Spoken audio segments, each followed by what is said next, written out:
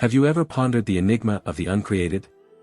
Like the hidden side of the moon or the depth of the ocean, it's a concept that can seem shrouded in mystery, yet it is profoundly simple.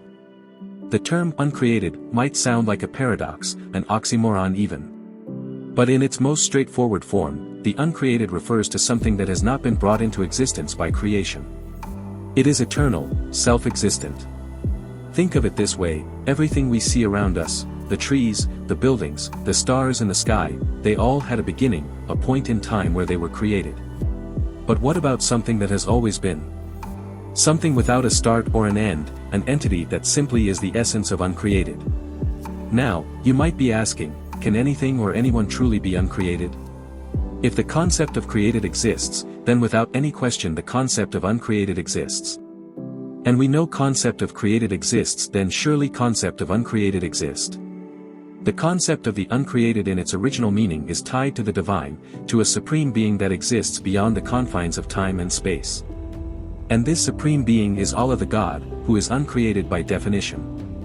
This is where the question, who or how is Allah created, becomes a paradox. It is a question that, in essence, contradicts itself. Because by definition, the uncreated cannot be created. The question applies only to creation, not to the creator. So, to recap, the uncreated is something that exists outside of creation, something eternal and self-existent. This term is often associated with a divine being, a supreme entity that exists beyond the limits of our comprehension. Uncreated cannot be created, making questions of its creation fundamentally flawed.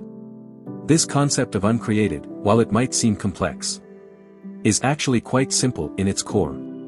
It pushes us to think beyond our usual paradigms, to question the very nature of existence and creation. It is a concept that is both profound and humbling, reminding us of the vastness of the universe and the mysteries that lie beyond our reach. And with that, we come to the end of our exploration of the uncreated. Until next time. This is General Knowledge.